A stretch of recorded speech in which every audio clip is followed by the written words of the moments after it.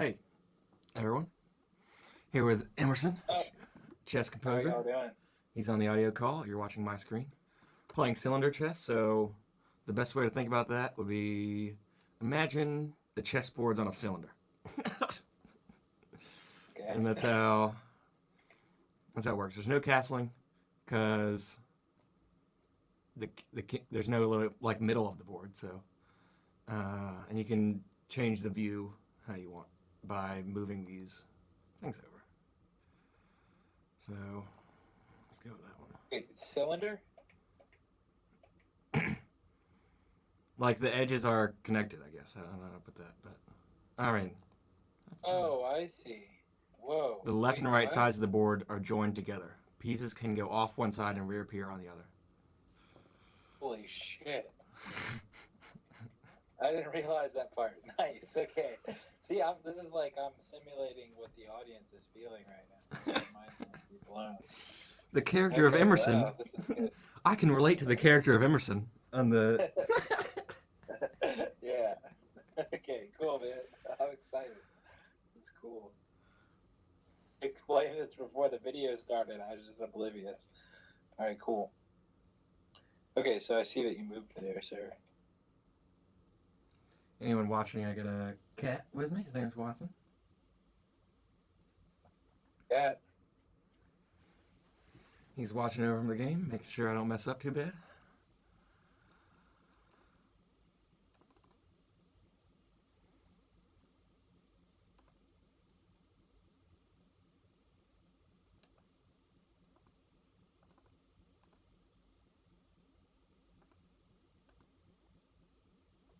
Oh wow, this is so cool. Jeez, man, like I'm loving this.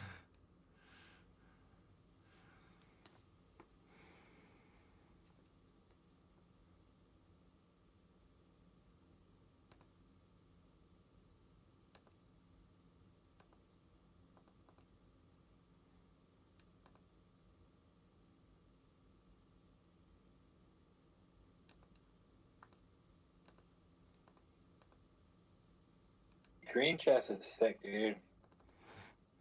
Interesting shit on Shout out to Green Chess. it. I know the creator has at least watched one of the videos of Green Chess, so Of ours? the one on YouTube. That we made together?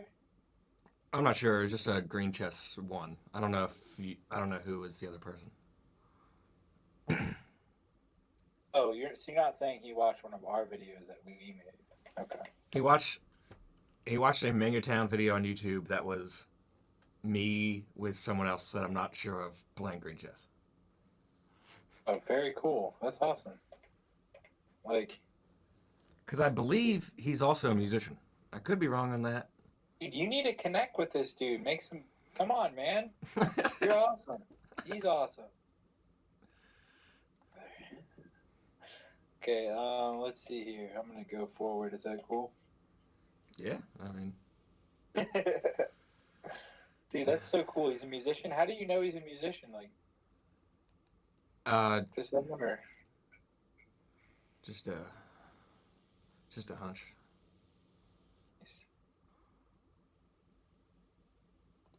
It's weird. I have to look at this from like most perspectives, and I change my moves based on the different ones.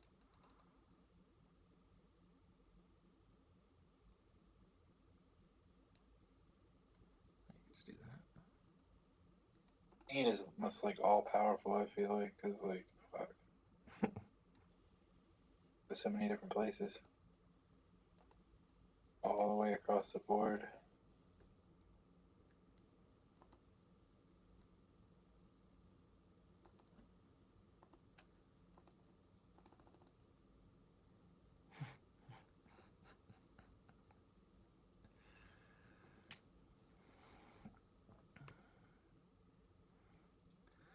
Oh, Music Dan. I was just watching you. Thank you for hosting us. If you're still here, Good music dance. yeah, he hosted us. So all his viewers are. So this is cylinder chess. The sides are connected. Left and right sides of the board are joined. piece and go out the side and reappear on the other. He was playing bot matches, and those are pretty enjoyable to watch. Okay.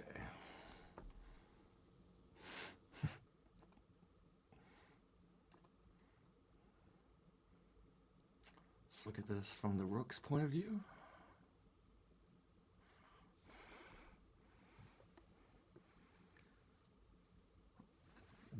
They're cylinder chess puzzles, really. Where are those puzzles? Because I've only seen the chessvariants.training chess variant puzzles, and I saw some crazy house puzzles today. People posting them on the Janley Crazy House match. All right. I don't know if I want to get the knights out quite yet. We've only moved pawns. And the bishops are worth a lot more in this, I would say. Yeah.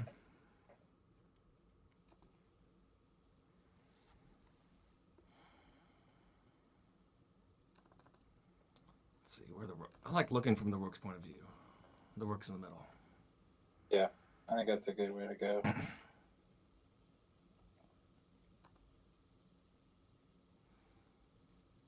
Yes, thank God, dude.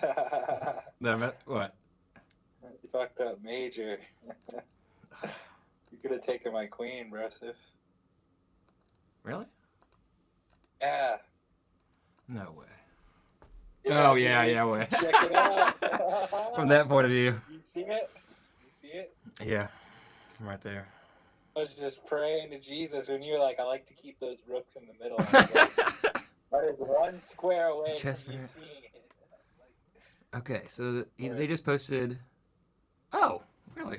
So I've tried out this website, and you just have to refresh the last time you just have to refresh. The last time I tried it, at least, I've had to refresh every time there's a move made. And oh man, that's such a disappointment.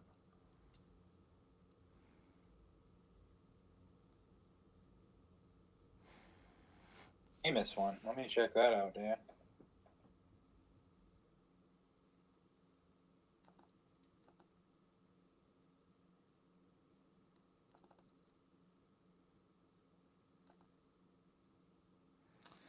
All right. I've only played cylinder chess once actually, and I did have a difficult time with it, as I currently am. I'm gonna go here.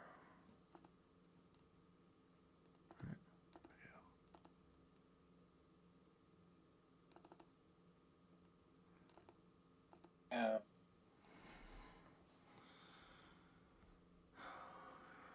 It's got a piece. George Jealous? I guess that's jealous. Oh, now after delivery time, taking 2 of the chess problems. Huh. Try to also solve another chess problem. Okay. I'll have to look at that in a second. Oh.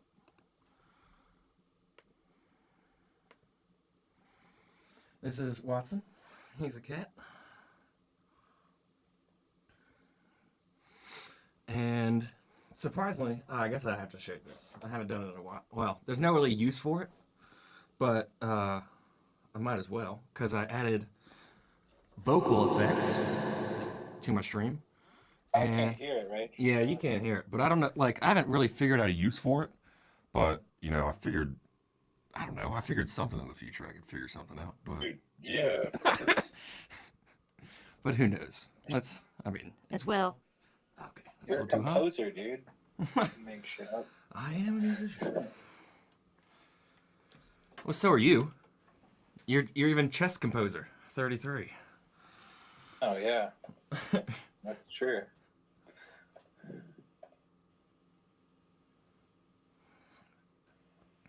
Here, so I get that piece.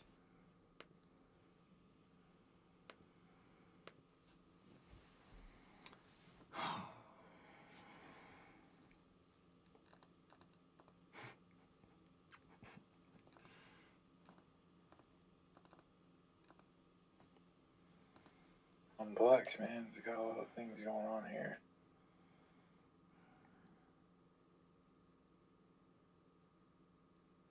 If you just get a knight to the back rank, even if it can be taken right back, getting it to the back rank. What? Say that again? It doesn't matter if it doesn't have to stay there for a move or anything. If it just gets to the back rank. Correct.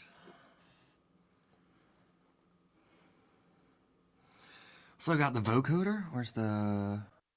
So I got the vocoder and this. Never used it right yet. An old time radio. Megaphone. I can just make it have me speak in a monotone voice.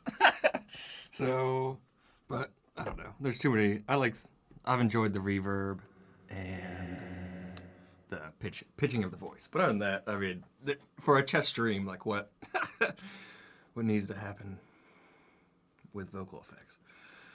That seems fine. It's.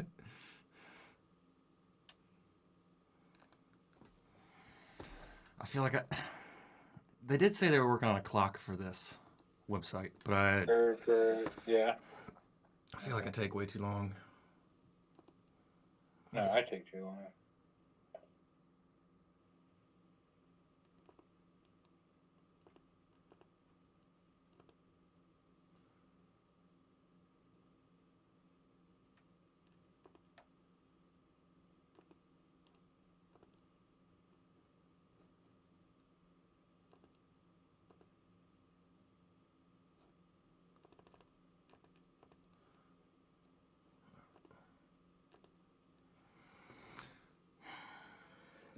But so I guess if anyone ever wants to come on anonymously, we can just lower their voice and like have a shadow picture of them. I mean, I have a few drug dealer friends, so. Well, I guess if you ever tell them to come on a chess show and they don't want to reveal that information, or they do want to reveal that information, then yeah, I can Or they do, so either or. Well, if it would only be if they would want to reveal that information, and then we would keep their identity secret. Yeah, I know. They said, like, if they wanted to, I was like, okay. Deal, man.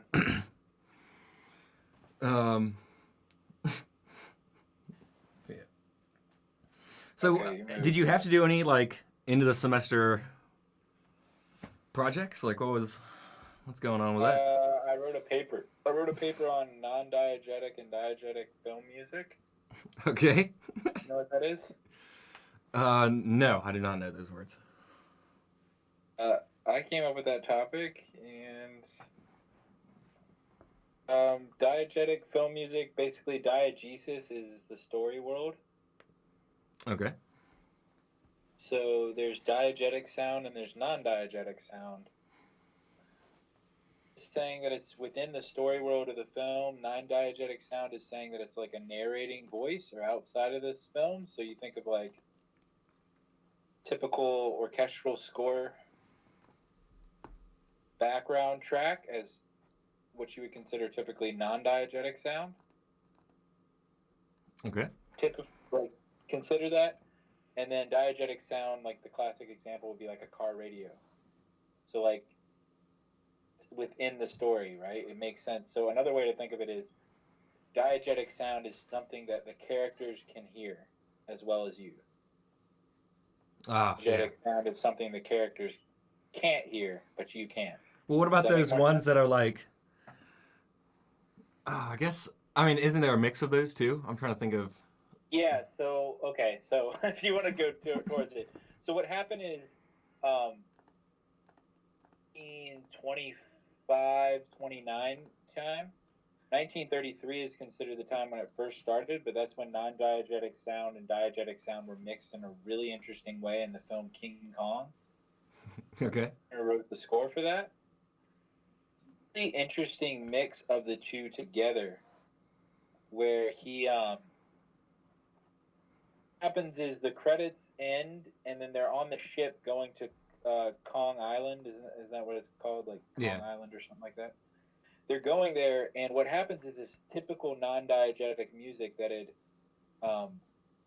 come in from a scene from before. So it's this non-diegetic music within the non-diegetic music. But suddenly, that drum beat ship start reacting to it. And the drum beat also gets louder as the ship goes closer. Get to the island, you notice that the drum beat is coming from these Aboriginal people or something there, okay? Mm-hmm. But what you also realize is that the orchestral part that's with that. Yes. Yeah. So it's like this really complex kind of, where it's both diegetic and non-diegetic, and it's like mixing the two, where like it was in the previous scene the music was non-diegetic, but then you go to the ship part and it's still playing over two distinct scenes where the sailors on the ship wouldn't have seen it. You know what I mean? So it's like crossing these boundaries of non-diegetic, like you were talking about. Well, anyways, discussed the difference between those two until Claudia Gordman's work in 1980, her article Narrative Film Music. Or people were obsessed with orchestral music. Did you see that I went? Oh, you already went again. Where'd you go? Bishop. D3. E3. I just want to make sure I'm still playing. D3. Oh, nice. Okay, so you're trying to stop me. Okay. It's like, oh yeah, that's basic information. I'm trying to thwart your plan of winning the game. You're actually trying to thwart me from winning? What the fuck? Okay, so that's a weird word. Sorry, go ahead. Yeah, THWART. Okay, so 1980, Claudia Gordman comes out with this book, Narrative Film Music. And, okay, so the old term for non-diegetic and diegetic music was source and background. Mainly used, it was more of a practical term for sound technicians in the movies, right? They just needed to know, is this a source or background music? It gives you cues, like, for instance, if it's source music, think about what you have to do to the volume. You want to switch it at different draw distances, right? Mm-hmm. So, like, let's say that you're closer to the mic and then a character's moving away. Let's say you're filming like a dance band or something. If the camera's panning away, okay, or it's implied that characters are moving away from their perspective, you would want the music to get softer, right? Yeah. But if it wasn't background music, you wouldn't give a shit if it was non-diegetic. So it was more of a practical term used by the sound studio to be like, okay, is this source music or background music? That shows you how to treat it in production. That wasn't as big a deal in the 1930s because, like, you didn't have split tracks and all that shit. But now it's like, it's the digital world. It's like off the fucking charts, crazy. Anyways, but now for film theorists, like film theorists of film music, they were still held over from opera, right? So opera dominated before movies, opera was considered, at least in the Western world, as pinnacle dramatic art form, was opera before movie. Now movies, I would say, would maybe not the pinnacle, but it would be the most ubiquitous, I would say, probably. I mean, would you agree with that, or you think that's... I would probably say that that's the case. I don't know. I mean, it's debatable, I guess, but certainly before film, it was opera. And opera, it was dominated by music. What kind of music was it? Well, it was the Western art music, orchestral music. So, of course, look at old movies. Like, look at movies before, especially before 1960. They're totally... Okay, what did you just take? A rook. I go backwards to look at what you took. Yeah. It's like a rook. A8. Damn it. Okay.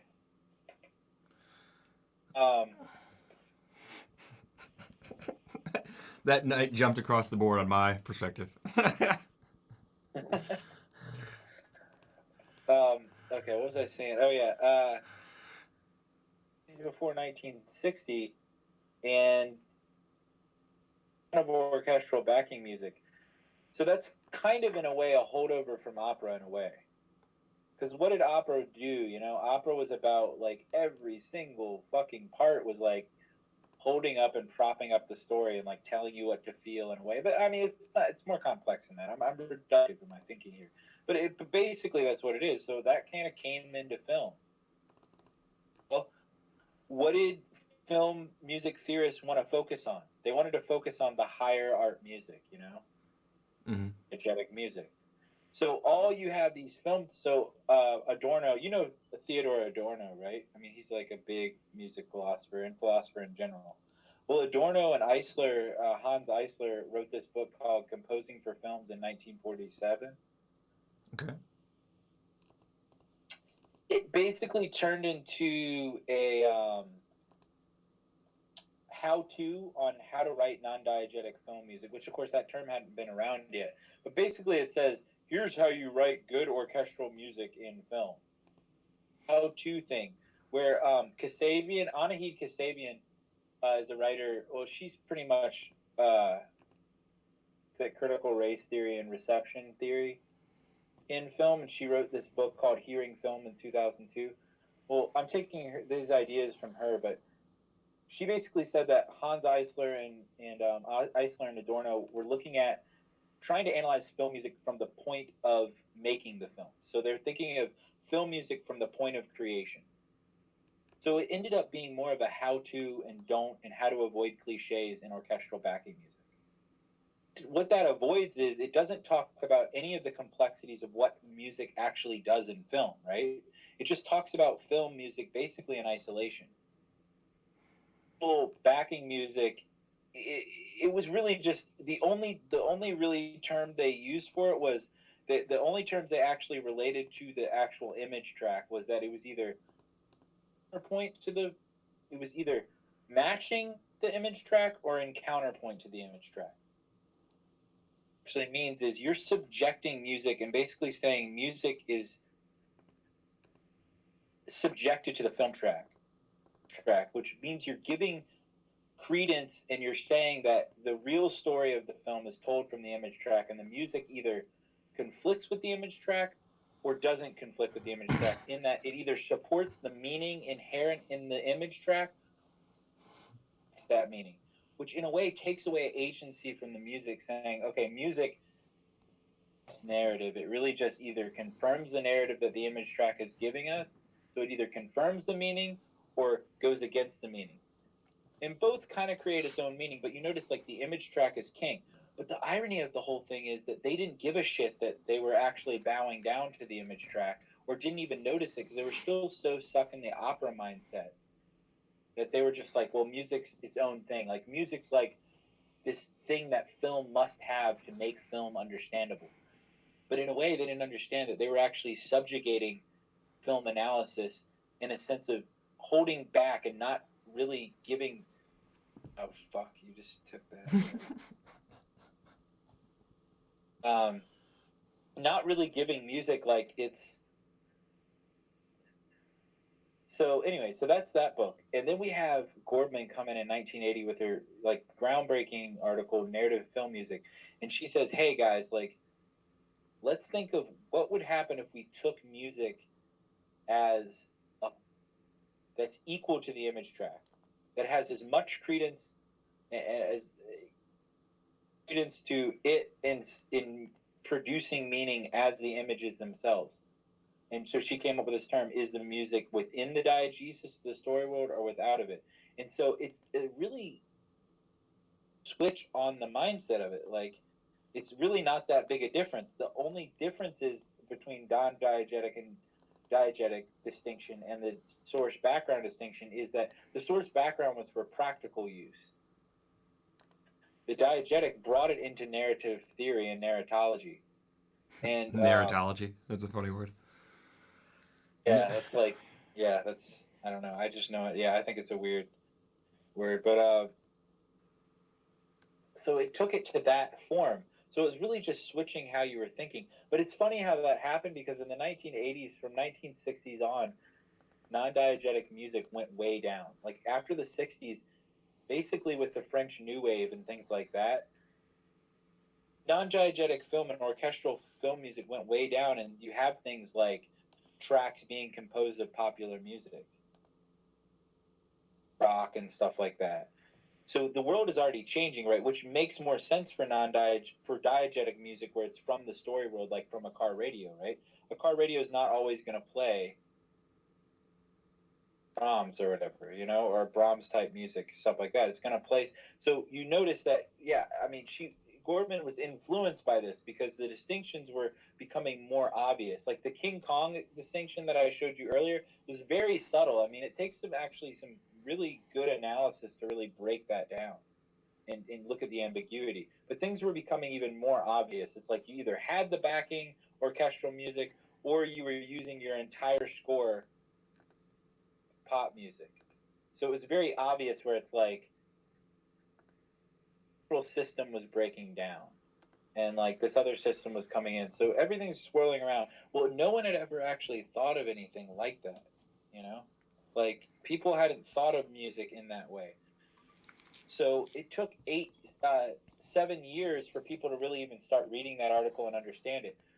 Well, during this time, Gordman's writing this is the groundbreaking work that started the entire early field of film music studies, which at that point wasn't really a field yet because it didn't get much credence. The only people that really cared about film music studies was musicologists who were obsessed with opera and like thought that music was better than the film and like it was helping the film. So no one gave it credence. Film theorists didn't want to fucking talk about the music because they were dealing with assholes who didn't really want to talk about the music within the film. And the film theorists looked down on the music. They were like, the image is king. Didn't understand what was going on. Like both sides didn't understand that about images. Film is like a more total dramatic art form that takes in really, the two most important senses you have, or at least not important, but most in your face senses is sight and hearing. They didn't realize that film isn't about the images. It's really about sight and hearing being brought together in a way that almost simulates reality. Realize that. So in 1987, she comes out with this book called Unheard Melodies. Okay. The title is basically saying that before, music was supposed to be unheard. Like these basically saying, hey, for years we haven't talked about these melodies and what they're doing to the story world of the film. So they've hence been unheard because they've been meant to be unheard. Like if you listen to these scores, sometimes you listen to these non-diegetic scores with these orchestral music and you don't even notice the music's there because the music's trying to be subtle. It's trying to just subtly tell you what to feel. And she was like, hey, these unheard melodies, I want to talk about it. Let's listen to what they're doing. Like it's almost like they're not there, but now I'm going to reveal it and draw the curtain back. So anyways, like everyone just opened their fucking minds up, and musicologists started listening.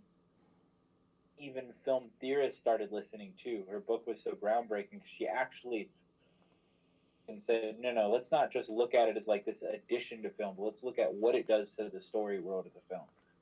So then in 1992 or 1994, Michael Sheon, film theorist, which is key because Claudia Gordman is a musicologist mainly.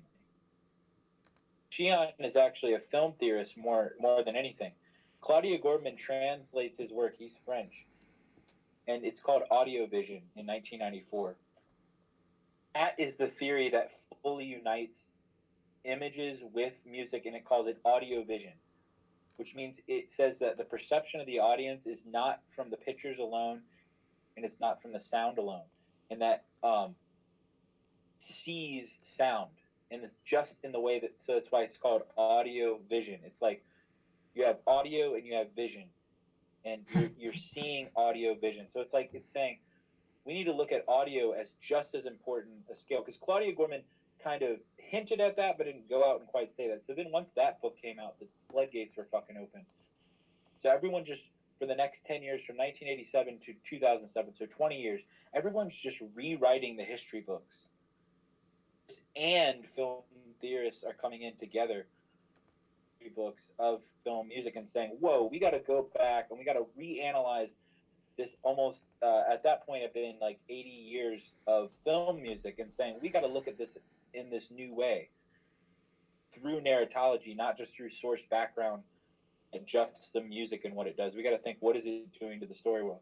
So in 2007, basically the groundwork had been set for the field. So now they had a new history, which every single scholarly field needs a new history to draw upon, because to get to criticism, which criticism is talking about individual pieces and how music works within them, you need theory and you need a history to build upon. So now that history and theory have been built upon.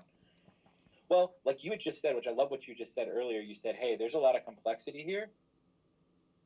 Like there's a mixing. That's a stupid thing. Well, everyone over the past 20 years after Gordman started saying the same thing you said to me. They were like, like this is crossing the boundary of non-diegetic and diegetic is being crossed so much that they started to say Claudia Gordman's distinction doesn't even make any sense. Like this existential crisis in their writing, when you read articles, it's like they're like, what the fuck does this not even make sense? Like the music is so integral to the film that trying to decide whether it's narrating or part of the narrative matter. Well, so in 2007, Robin Stillwell comes out with an article called The Fantastical Gap Between Non-Diegetic and Diegetic. And she says something amazingly important for the film music study. So first of all, she proclaims that film music study is now a scholarly discipline, distinct with scholars that are not just musicologists, but also film theorists, and says that film music studies is now established. And at that point, I think that's also backed up because the scholarly journal called it's called Sound and the Moving Image, scholarly journal that was specifically for film music. That came out in 2007. Then the next year, another scholarly journal came out in 2008. So Robin Stillwell kills it, like sees that as a field. Anyways, then she says something very interesting. Guys, hey, like what we're fucking up with is, yes, the distinction doesn't matter. That we have forgotten that where we've run out of film theory. Like we're at that point where we're crossing into film criticism, where we need to look at individual pieces and look at how does the music work within those specific pieces. So Ben Winters comes up with this crazy idea that Spielberg's film, so Saving Private Ryan, he says that like the music infects the film. And so if you remember that film, there's a part where the piano is like, there's a bomb inside of the piano, which is one of the keys, and then that like sets off the thing. He says that somehow Spielberg, he says that you should interpret it as the music somehow infects the film, and from that point on, every time music is played or associated with a character, they die soon after. Music is a part of the film world, and that somehow the non-diegetic's not really non-diegetic. He argues that non-diegetic film music isn't really outside the film world, even if the characters can't hear it. Maybe they can't hear it, but it's like somehow infecting the film world, and like so he's kind of crazy. So a bunch of scholars said, "You're fuck Ben, you lost your shit. Like you're crazy." But it's true. Like there's this guy. I mean, Tobias Pantera basically says that, but he also says his article was great because it got people talking. It was so controversial. It's like it's obviously stupid, but it's also really cool because he tried to take the theory so far. But anyways, Robin Stillwell said, "Hey guys, stop trying to make the theory work, like the distinction work in every situation." But she said, "Here's what's happening to the field." She marked the field as changing to film music criticism, which is the full blossoming of any scholarly field, right? Because it's saying the theory is set. We know what the theory is. We know the underlying principles of our medium. And she said now what's happening is the most important work, some of the most interesting work is now it's time for us to look at individual films and say, how does this theory not work in this case? Just like, you know how musical analysis is when you're taking classes, like when you actually get into the nitty gritty of a piece, of tonal music break down all the time. If you look at Schubert and Schumann, like you try to If you look at apply anyone. tonal theory. What? If you look at anyone, pretty much, there's usually at least one chord or something that doesn't Yeah, like. exactly. Bach, it happens all the time. Where like you think Bach's gonna, and he just breaks the fucking rules. Like that's why when you get to film music criticism or general classical music criticism, any kind of criticism, you realize that the rules break down because you're dealing with artists, you're dealing with real people. And so, anyways, Stillwell basically heralded that. Well, and the then rules were since- just yeah. Go on. the rules were just based off of like looking at Bach's work and saying like, oh, these are the rules. Right. Yeah, they're not rules. They're things that we try to make generalizations to help us understand it. So anyway, Stillwell said that that's what's happening. And then ever since then, people have been responding to Fantastical Gap. And there's like 10 articles that respond to her saying, whoa, Stillwell, like we can still try to manipulate the theory, like just hold up. But anyways, but the funny irony of it is like when you look at their articles, they're like Ben Winners. Like they try so hard to change the theory, and then they end up finding like 2 or 3 films that fit their new theory. And then when you look at it, it's like, dude, just admit it. Stillwell was right. Like you're trying to make new theory, but really all you're doing is film criticism. It's like have a little decency and just like, because what they do is they try to say that they're making a new film theory, make your article look better. Like what's gonna get published better? Like saying I'm just gonna take a film and like look at the film music. What did the music do in this film? Or say I have a new theory of how film music works. But when you realize like, oh, that works great for the 3 films you happen to handpick that work. But then it's like when you put it to another film, it's like it doesn't make any goddamn sense. So there's about 10 years of articles trying to be like, no, Stillwell, you don't have it right. Like really you can manipulate the theory, and it's like it gets pretty complex because like a lot of them start saying like, oh, it's like spatial anchoring, and it gets complex. Like it's interesting complex, but it's like, dude, just it works for these films. So anyways, that's like my whole paper, and then the end of it I just talked about how video game music and interactive game studies. Dude, there's an incredible article called Too Good or Too True to Be Good, non-diegetic and diegetic music in virtual reality.